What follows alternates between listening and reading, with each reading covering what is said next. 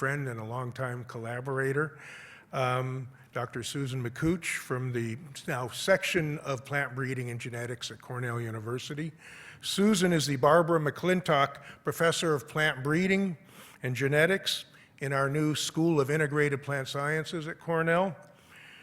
She received her PhD with Steve Tanksley, and then she went on to IRRI for 5 years to start her career-long commitment to international agriculture and rice agriculture particularly, and developing country agriculture, before coming back to Cornell to join the faculty. We all know her very well. She's widely recognized as a world leader, a pioneer in molecular mapping in rice and development of genomics-based platforms that are used to mine and take advantage of the amazing plant diversity in rice and in other crop species. In addition to her, her really amazing publication record, she provides researchers around the world use her molecular markers, use the genotyping platform she puts out, the analysis protocols, and lots of rice germplasm resources to use both for research in the lab and for plant breeding in the field. She also has a very strong commitment to teaching and mentoring, and she has trained scores of PhD students and postdocs who are now out there making their own contributions internationally to agricultural research at universities, international research organizations, and industry. She's received a number of awards. Just a couple of them include the Cornell Chancellor's Award for Excellence in Scholarship and Creative Activities. She was elected Fellow of the American Association for the Advancement of Science, the AAAS, and she's also chair of the AAAS Section on Agriculture and Natural Resources. She's also in great demand as an advisor, and for example, she's a scientific advisor to the Global Rice Science Partnership and also to the US NSF Advisory Committee for International Science and Engineering. So I'd like to join me in welcoming her to give her talk entitled Biodiversity and Food Security. Susan?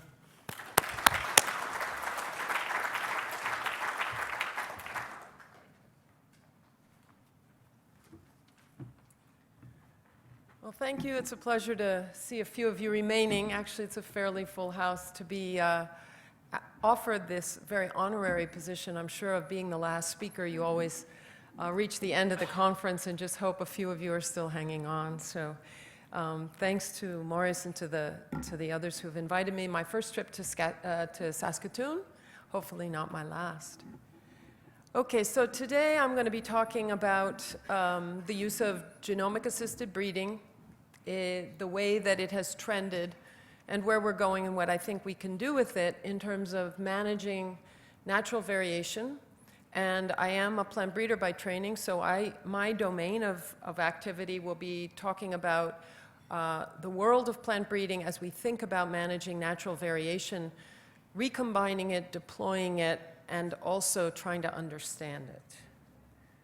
Is there I'm sorry, I don't know. Oh, just this. Okay, got it. So, of course, any breeder of staple foods has the suite of global grand challenges in the back of their mind, and I don't need to go over these in any detail with you now. I just want to say that if you work in rice particularly, many people know that rice is probably the world's oldest monocrop. And when we think about monocropping, the standard concern is, my goodness, you work in a crop that's just uniform. And I want to show you that it is absolutely not uniform. And in fact, that lack of uniformity and the diversity that is encompassed by the rice varieties and the way in which we deploy and use natural variation is probably our most significant way of mitigating the challenges of the unpredictability of the climate that we're all dealing with now. So we are aiming to increase rice production by about 50% by 2050. That is a very conservative estimate of what we need. I think this is a doable estimate. It translates to about 1.6% genetic gain per year. We're not at that now, so that represents a significant increase in the rate of genetic gain, but it is, I think, achievable. And genetic variation for a breeder is the key to accomplishing that goal. Now, in rice, most breeders focus on locally adapted elite germplasm, but that germplasm will cease to be adapted to the region of the world in which they work as the climate changes. And I think that Sarah's presentation earlier about the fungi is similar to what we're facing with respect to the diversity that's adapted in different parts of the world on rice. Gene banks, one of our great allies in the quest to utilize and understand natural variation, contain thousands, or if you will, globally millions of diverse strains of crops, but they're largely uncharacterized. Most are never used. The IRRI Gene Bank, which contains over 200,000 different strains of wild and cultivated rice, estimates that approximately 2% of those have ever been actually deployed in breeding. So we have an opportunity. We need a technology in order to make that opportunity really speak to the plant breeder. Utilizing more diverse germplasm resources requires time, money, and a good roadmap. And I just want to say that when you think about crossing parents, if you cross parents that are too similar, then you get no genetic gain because there isn't enough genetic variation on which to select. In rice, if you cross cultivated strains that are too dissimilar or too divergent genetically, you can end up with sterility. So if you cross a temperate japonica with an indica, your outcome is not favorable. So what we have to do is manage that diversity within a kind of window whereby we can either use our crossing technologies in a useful fashion, but we have to understand what we're working with. So I like to say that rice is a mosaic of diversity. As an inbred crop, most rice is actually inbreeding homozygous, and therefore each strain is a haplotype, or it is not like a hybrid. It does not contain two different alleles at every locus. But nonetheless, it's a mosaic of diversity, and I hope I will convince you over the course of this talk to understand where I'm coming from on that. Before we go down that road, for those of you who don't work with rice, I just want to remind you rice, like many of the crops we've been hearing about today, is produced on farms that even today, on average, farm size is less than a hectare of land. 92% of rice that is produced on the planet is consumed within the country where it's produced. So it's really not a commodity in the sense that wheat or maize is. So of the three staple food crops, rice stands out because it is largely locally consumed. And the corollary of that is that the consumer preferences tend to be very local. People like their own rice. They don't like the rice that might come in from somebody else's country. So quality preferences, and as the population gains income, one of the things that we've seen in the rice market is that higher quality rice is demanded, and higher quality rice, people are willing to pay for higher quality rice, but it's their higher quality rice. There is no universal or international standard on what makes rice particularly good for a given population. So I just say consumer quality preferences are diverse and inelastic. You will know that to be the case if you are from a rice-growing country, and you will know that to be the case if you have friends from rice-growing countries. They like their own rice. So, oh dear, something's missing. Oh well. So I'm going to be talking about the role that I've played in the rice community, which has been, to some extent, to live and work in Ithaca, New York, means I do not have a large body of rice farmers at my door asking me to accomplish any kind of application in agriculture for a local market. So I have stepped back and tried to take a much more global view of what we have, and since I'm not serving a local market, I'm not constrained by the local preferences, and I tend, therefore, to have a much broader look at things. So we set out to build a roadmap of natural variation, and we asked three questions. How much genetic variation is there in Oryza sativa? How is it partitioned, and where is it found? Can we use that diversity to identify genotype-phenotype associations for traits of interest? And you heard a little bit about that work from Sigrid Hoyer earlier in the conference, some very excellent examples of genotype-phenotype work trying to clone genes and identify them.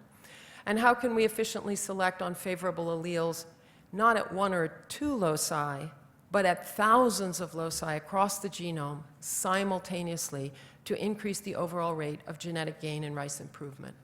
So one approach, and you'll hear me talking about the focused approach where you're trying to find out what genes govern a particular trait, and that's one approach. And the other approach is how do we just manage the whole genome where we're working with multiple traits simultaneously in adaptation to an environment where we may not know or even care about the identity of the genes or the traits that confer that performance quality that we're looking for. So to answer the first question, how much genetic variation is there in IRRI's sativa? We start by looking at the IRRI gene bank and at the USDA gene bank. And we first put together, many years ago, a collection of landrace and elite materials as well as wild species.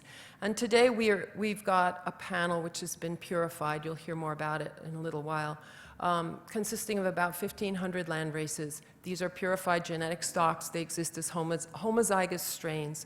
And they come from 80 different countries across the world. And that's going to provide the basis for some of the next slides where I talk to you about the diversity that we see. So this is trying to be as representative a sample of the diversity as we could assemble. How is diversity organized genetically? Well, many of you may know there are two basic varietal groups we call Indica and Japonica. And in this slide, in this unrooted tree, we're showing you the Japonica in blue and the Indica clade in red.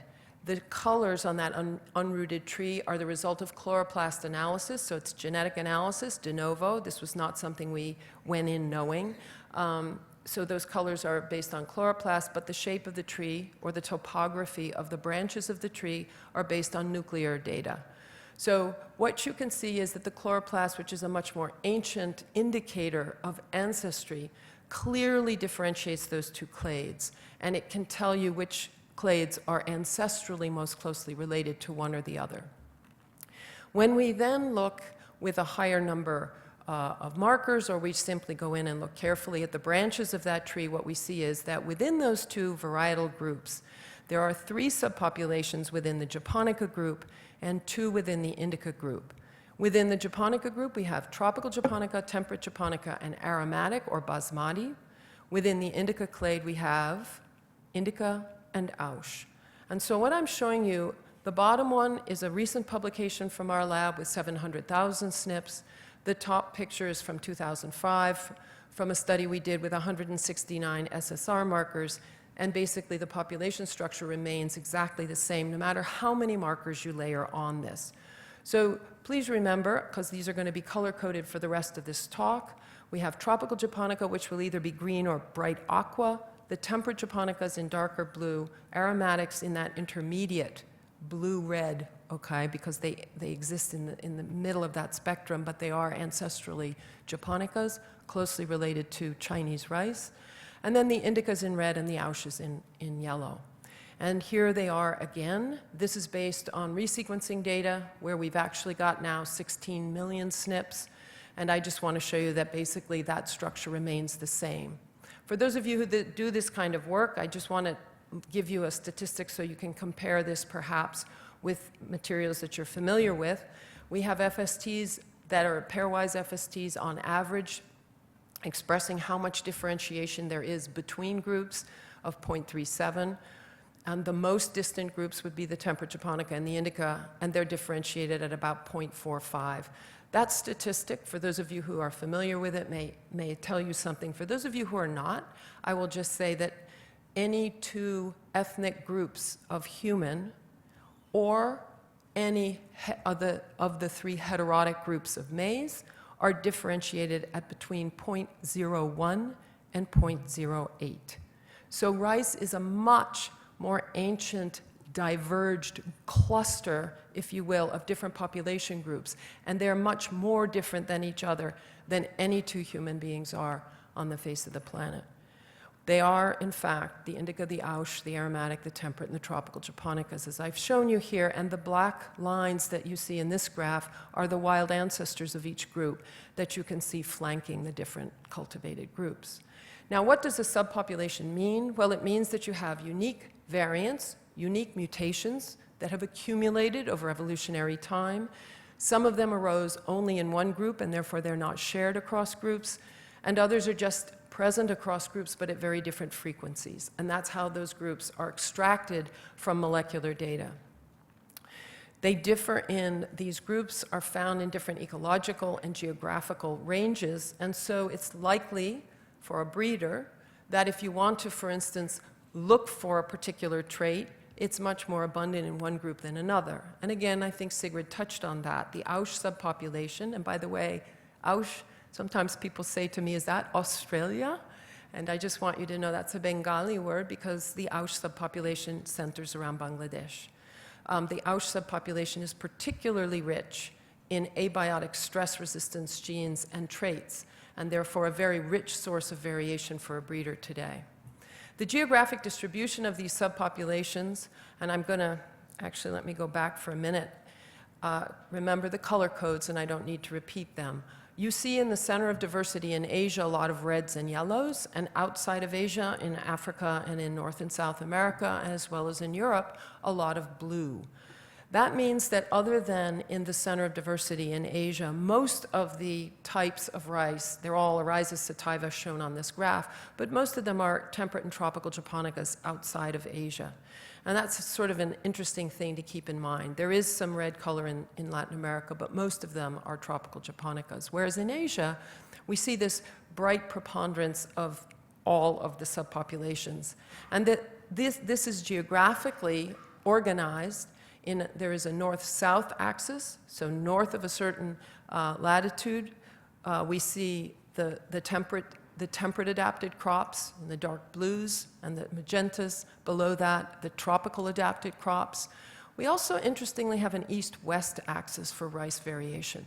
On the eastern side, we have a lot of indicas indicas and tropical japonicas, but not very many Ausches. And on the western part, in South Asia, we see a lot more Ausch subpopulation. The Ausches are also distributed throughout Southeast Asia and often found in the more difficult or variable ecological zones. So the Ausch subpopulation has not been recognized traditionally in either Chinese or Japanese, who have done a lot of the early work on rice genetics. They used to claim that there was only indica and japonica, and there's a hot debate raging today in the rice community as to whether Ausch is an independently domesticated subpopulation. Genetic evidence would suggest that it is.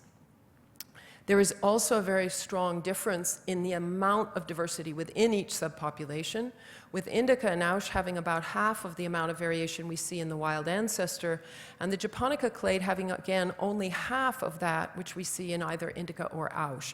And the temperate japonica, which is the far end of this graph, which is where our reference genome is for sequencing, has even less variation, and that makes sense because it's the most divergent. It's the most bottlenecked population group. It is a very uniform population and the farthest from the center of variation in the tropics. Any of you who are familiar with what LD decay is, linkage disequilibrium decay, I've also indicated along the bottom, and you'll be interested to see that the LD decay varies by almost an order of magnitude from the japonica to the indica to the wild ancestral groups. And we can use that to our advantage when we're doing genome-wide association analysis. Now, before I tell you something about genome-wide association analysis, I just want to say that one of the things that has always fascinated me and drawn me to the rice community is that not only have ancient rice peoples really shown engineering talent, if you will, because they've sculpted these massive hillsides across the entire range of the Himalayan mountain chain. But the communities that live in these mountains have bred their own rice. And much of the rice that they consume, as I have said a moment ago, is locally grown and locally adapted, and in fact, locally bred. So many of the local varieties are maintained only within a community, and some are shared through traditional trading networks, but others are exchanged only, for instance, through marriage or through some form of very traditional ancestral relationships. And we took advantage of some of that because you can use the isolation of these land races to ask questions about genetics. One of the questions that people like to ask is, many people in Southeast Asia and across South Asia and over into East Asia value aroma as a trait, as a quality trait for rice. And the major gene for aroma had been cloned by Robert Henry's group in Australia, and it's called the bad H2 gene. That bad H2 gene, when knocked out, allows rice to put out aroma, much like if you blocked the exhaust pipe of a car, it would spew exhaust into the air. So what you're actually breathing as this lovely aromatic scent is a backup of something that's not allowed to progress in the rice, the normal rice metabolism. So when you knock out that gene, you get aroma, but there are many different ways to knock out the same gene. And we sequenced this gene, and what you see on this slide is it's got many exons, and each of the little colored lines with a red splice in it shows you where a different mutation was identified in a different exon or in a different intron of that same gene, and the corresponding amount of aroma that it gives as based on HPLC. Now, the colors on the subpopulation strand here on this graph show you that each of those mutations was identified in a different genetic background. And when we map those alleles, each mutation in its own genetic background, each one in a different set of lines, to the countries where that material from the gene bank was originally collected, we see that they map all over Southeast Asia, but they do map in clusters. So certain mutations found in, say, tropical japonica are widely dispersed across Southeast Asia, where tropical japonica is abundant. And then you see that there's only one background in indica, several in Ausch. And interestingly, each of these then can be traced to a distribution, but only within a very localized area. So it's the same exact phenotype, aroma, the same gene, but this molecular evidence tells us that people selected independently for different mutations, different ways to block or knock out that gene, and each of them then can trace ancestry of their own varieties back to their own mutations, which is what this slide is showing you. We then asked, are those mutations equally abundant or equally frequent in rice varieties across the collection that are aromatic? And the answer is no. It turns out that about 60% of the time they carry a single mutation, which derives from a basmati origin. And I won't go on about what the patent issues and all that are about this gene, but it's quite interesting that many of the supreme quality rices that are aromatic on the market today contain only that single gene, which is a patented gene. But there are many other sources. So if you knew that you could negotiate with a village to access a form of genetic variation that was novel, this is an opportunity both for the village and potentially for somebody who wanted to work with them to develop a variety that had its own aroma. The consumer might not know the difference. But I mention this example because what's coming up is a lot of discussion tomorrow in the DivSeq initiative about the value of germplasm and ownership of germplasm.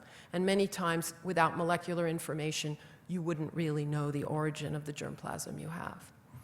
So then we wanted to do genome-wide association analysis, which is to look for the genes underlying traits of interest. And one of the ways in which a community of people can work together to make this process both more enjoyable and much more efficient and more productive is to create a common panel of diversity of purified lines that can be distributed to any researcher anywhere in the world for phenotyping, and to put genotypes on that material, and those genotypes will then be able to provide the template against which the phenotypes can be associated with genotypes. And since it's fixed material, it's homozygous, it doesn't change, then we have a very powerful system. And we have a rice diversity panel number 1, consisting of 400 diverse lines from the different subpopulations, augmented by the rice diversity panel 2. First was a collaboration with USDA colleagues in the US, and the second a collaboration with colleagues at IRRI. So that collectively the rice community now has a collection of 1,600 homozygous successions of Rhiza sativa, all of which have been genotyped with 700,000 SNPs, and all of that information is available on the internet, can be downloaded, and the seeds can be requested from either IRRI or from the USDA. So as a resource, a person who wants to then look at a phenotype of interest to them, peculiar to their particular region of the world or their particular research interest, can do so without repeating all of the painstaking effort that went into creating this resource. And indeed, there is an international phenotyping consortium. It's centered at IRRI, and lots of people are looking at these and other resources that have been developed for the community at large across multiple locations, environments, and different forms of collaboration. We have put two little red markers here because I'm going to talk to you. I'm going to give you two examples today. One, some grain quality characters, and two, some root phenotypes. And then I'll talk about how we then assemble these into breeding lines in improved varieties. So this is just to date me. When I was at IRRI back in the early 1990s, we did the very first QTL studies ever done on rice. The first was for blast tolerance, right, blast disease tolerance. The second was for drought tolerance. And I just mention this because I'm going to move into a description of some follow-up work that we've done in collaboration with Leon's lab much more recently. So this was published in 1995. You can see there are 12 chromosomes of rice, and those little black dots on the sides of the chromosomes represent either RFLP markers in those days, or the vertical lines are the QTLs that we identified that associate with a root trait or a drought tolerance score in the field. The root traits were evaluated using a hydroponic system at IRRI. We actually had crews of people. We had about 25 technicians working. We had grown the plants. I don't know if you can see in the slide here in the very back, there were long PVC pipes, black pipes, and they had plastic liners, and we had people cutting roots and weighing roots and drying roots and looking at roots in different horizons and measuring, the weight of the tillers and counting the tillers, and all of that was being done manually. And we did it with calipers, and we did it with rulers, and we did it with 25 different people. And you can imagine that the data was actually great for its day, but it's nothing like the data that we would expect to get today. So a few years ago, fast forward, I've still had an interest, a long-term interest in roots and the implications of root systems for drought. And I've collaborated, or I've overlapped at least, with Sigrid and her beautiful work at IRRI on roots and root structures. And many people have been interested in this, and I thought, wouldn't this be a great opportunity to scale up and look at something in a more automated system? So Leon and I had two very talented PhD students, Randy Clark, who came in from biological engineering, and he was trained as a physics student, and Janelle Jung, who was a plant breeding student. And together, Randy developed the phenotyping platform and the software that would extract the trait information and allow us to computationally extract both images. He extracted, you can see we were growing the little plants in gel and gum. It was completely transparent. The gel and gum, just like many of you use automated systems today, was put in a tube of water and then circulated, and 40 images per plant were taken. We took these at different days 3, 6, and 9, and then the root reader software was developed for us to both concatenate those into 3D images and extract a set of 14 different traits from image data. So this was being done on plants that were 3 days old, 6 days old, or 9 days old, growing in gel and gum. Most people said to me, this is absurd. This will have absolutely no relationship to a plant growing in soil in the field. Whatever it is you think you're doing, go back to Cornell and play with your machines and enjoy your time. You take these things. So we did that. And Randy and Janelle did a genome-wide association analysis. And here again are the 12 chromosomes of rice. And what you can see is they did two things. They used their genome-wide association mapping panel. That was the panel, the first one, the 400 lines. They also did a biparental QTL analysis using an indica by japonica, and irrigated by an upland rice population. The long black lines show you the resolution of a QTL analysis, still very low resolution scans. And the little red dots show you that for about the same number of plants evaluated, you get a much higher resolution using genome-wide association analysis.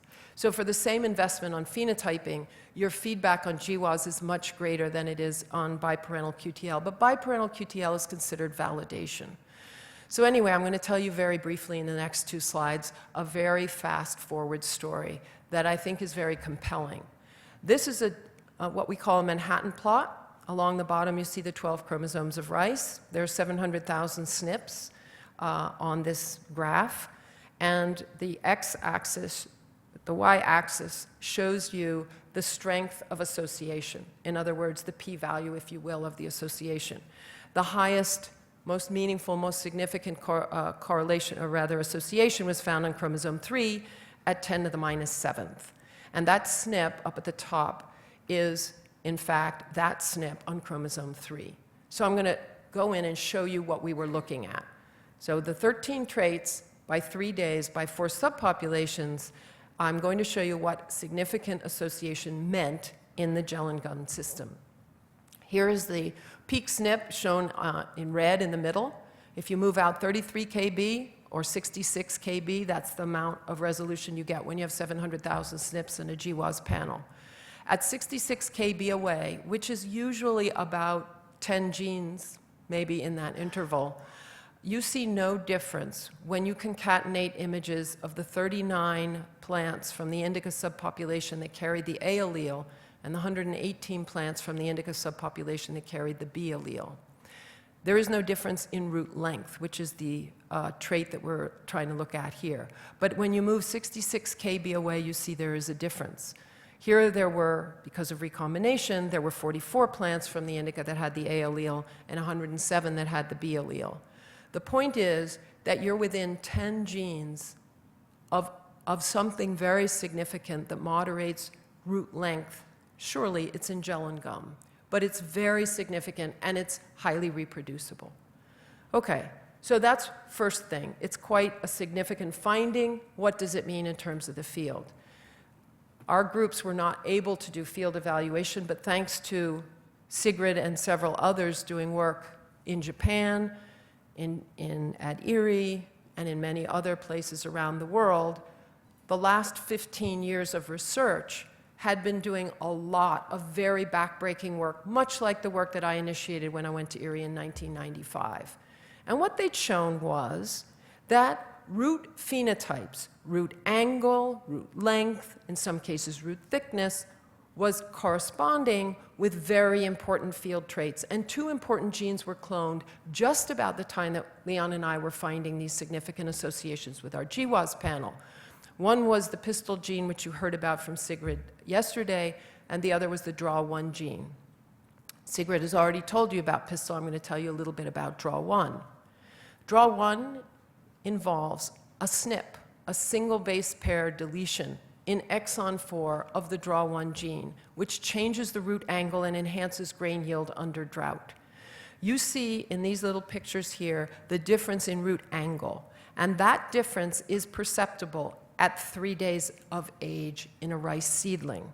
And it translates when you move the allele for horizontal deep rooting into the irrigated line IR64, which normally has the shallow rooted allele, you create a near-isogenic line. It contains only the allele from the deep-rooted parent in the IR64 background. And we call that the IR64 DRAW1 NIL.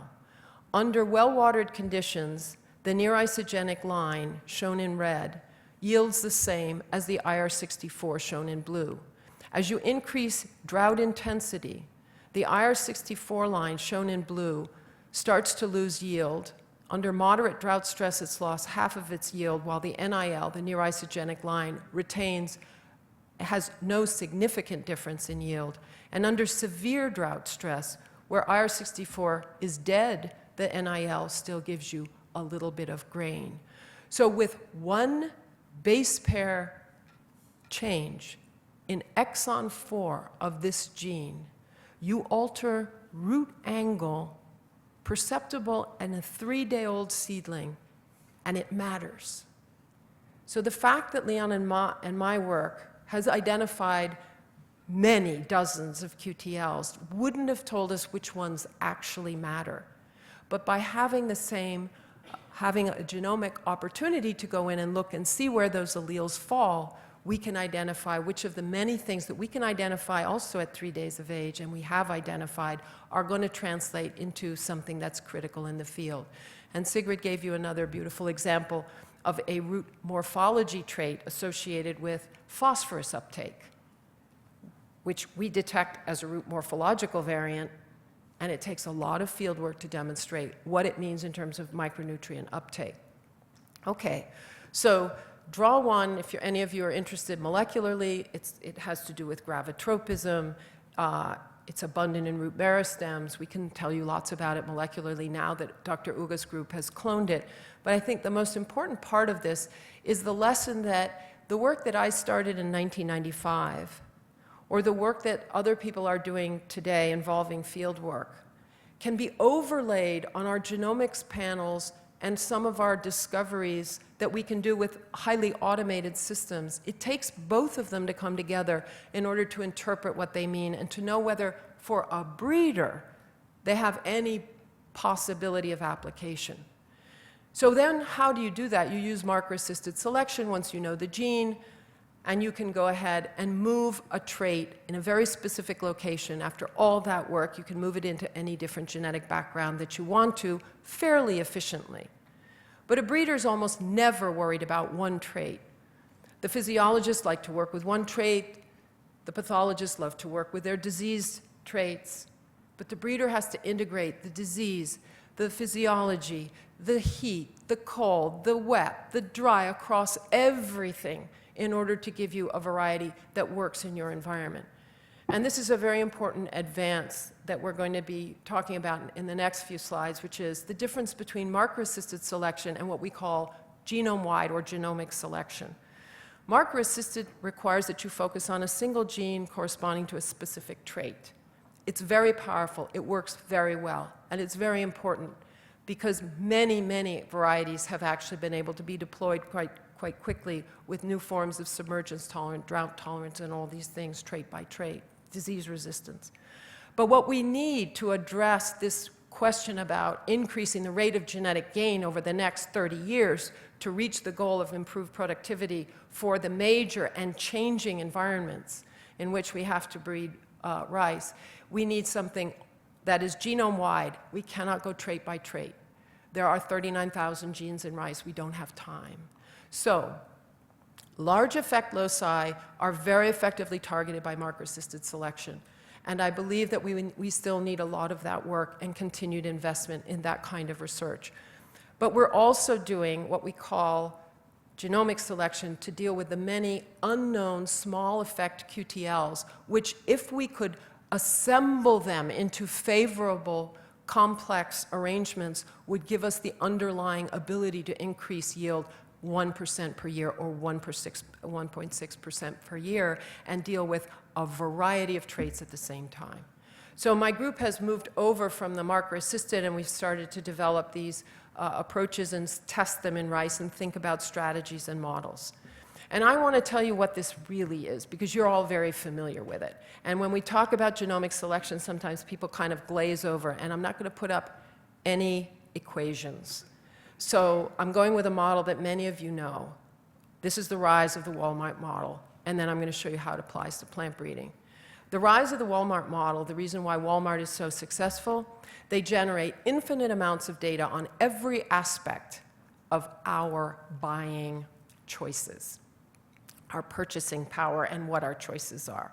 So the point is, you don't go in there with a hypothesis. You just get all the data that you can on your subject matter.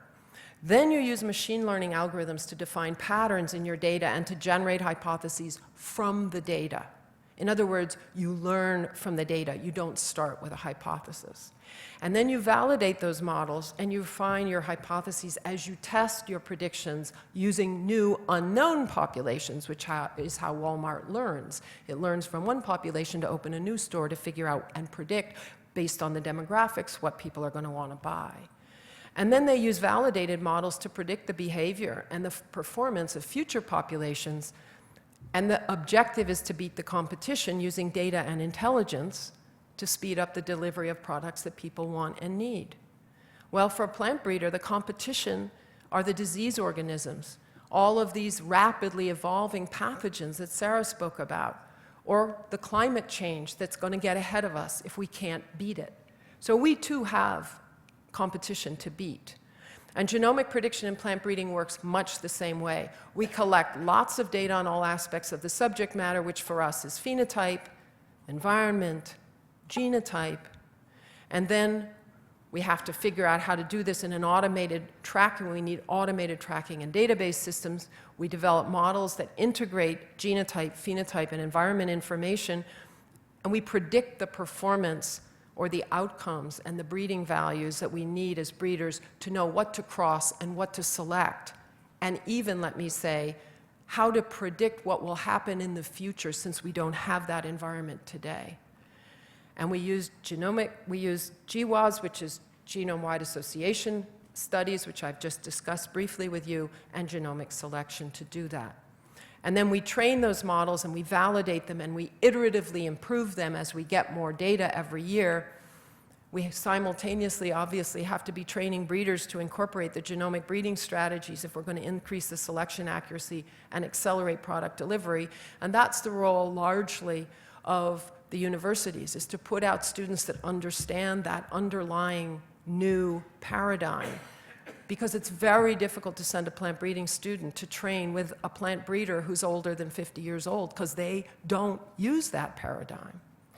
And we have to modify breeding designs to take advantage of these new efficiencies. So what I've been doing is trying to set up collaborative evaluation systems to try to strategically analyze the capacity for the rice community to move in this direction. We have a long-term collaboration with IRRI, and we've done some early work with them using 331 advanced indica inbred lines. It was a replicated field trial. I'm going to show you 2 slides just to show you where we're going with this. 4 years of data, 2 seasons, wet and dry, managed by the IRRI breeders and a graduate student on the field in the Philippines. And then we are also working with a national program in Uruguay, and we have a very parallel situation set up there with 311 tropical japonica elite lines, replicated yield trials over 3 years. They only have 1 season per year instead of 2. And we've put the SNPs on, and we're evaluating many of the same traits. The heritabilities for these traits, I've shown you 3 traits here. They are yield, plant height, and flowering. The heritabilities are a little lower in the tropics. The variance is a little higher. It's understandable. It's a more difficult system to work in. There are more disease pressure, et cetera. So we have slightly higher heritabilities in the subtropical zones in Uruguay than we do at IRRI, but you can see that they're similar in that flowering time, plant height, and yield are the same traits being evaluated. Now this is the evaluation coming out of our predictions using the first models that we've ever constructed. And I'm showing you that the optimal model for yield, using our Blub model for those of you who are familiar with that, and our prediction accuracies, this is IRRI data, are about 0.3, very similar to the heritabilities for the trait, for plant height 0.34, and for flowering 0.62. So in line with the IRRI trait heritabilities, our predictions are about as good as the heritability. What does that mean?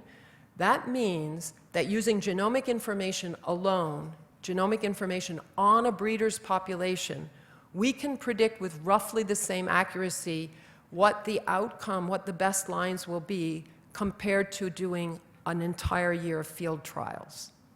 So if you can follow me, our prediction accuracies so far are not better, but they are as good, which means that you could imagine, if you're a Uruguayan breeder and you don't have an off season, you don't have 2 seasons a year, you could advance populations, gain a season, using only genomic predictions and not be any worse off than waiting an entire another year until you had another breeding cycle. And then I want to take it one next step. We've just published a second paper showing that we can improve our genomic selection prediction accuracies, which we estimate using five-fold cross-validation, and this is for those of you who are using models. It's just based on validation accuracies. And flowering time, when you run genome-wide association on the breeder's material, where you have both genotype and phenotype information, you can run a model and make predictions, or you can run a genome-wide association model and dissect and find out which SNPs are significantly associated with the traits of interest. We take the same material and we take the same genotype and phenotype information and run two different models.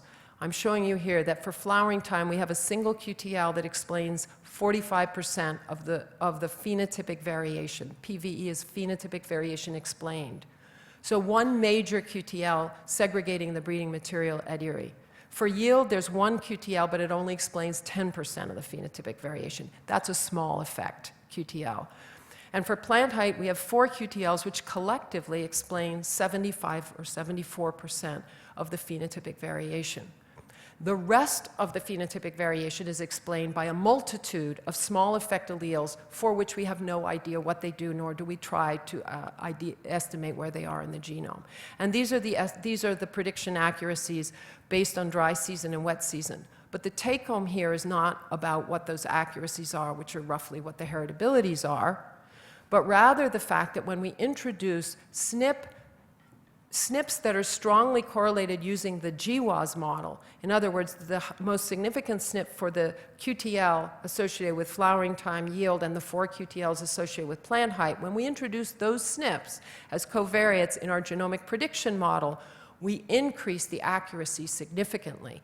And it's more significant when there are a few QTLs of big effect, because what we're effectively doing is weighting SNPs that are actually explaining a larger portion of the variation. So for flowering time, we increase our accuracies by 35%. For yield, where the QTL is a very small effect, we only increase it by 14%, but it is an increase in prediction accuracy. And for plant height, we increase it by 20%. So unbelievable to the plant breeder today is the fact that right there, if you can afford to genotype your data, you're phenotyping it anyway. You can build 2 models. You can build a model that tells you where the most significant alleles are that are associated with traits of interest that you're measuring anyway. And you can simultaneously build a prediction model. And if you put the 2 together, you have predictions that are now better than what you get by doing an entire another field season to extract more information about your material. And our models are iterative, so every year we can improve them as we get more data on the same populations. The other take-home from this, and I'm at the end of the talk here, is that if you combine your genome-wide association studies with your genomic prediction models, we have a way to help integrate valuable diversity coming from the gene bank. These are underutilized accessions where we can actually identify novel variation that we want to bring in. And at the same time, if you combine it with your genomic selection, you can then improve the myriad of small effect genes to get you back to the elite parents in the elite breeding pools that you want to work with to sustainably accelerate the rate of genetic gain. And if you want to read that paper, it's just come out in Heredity earlier this year.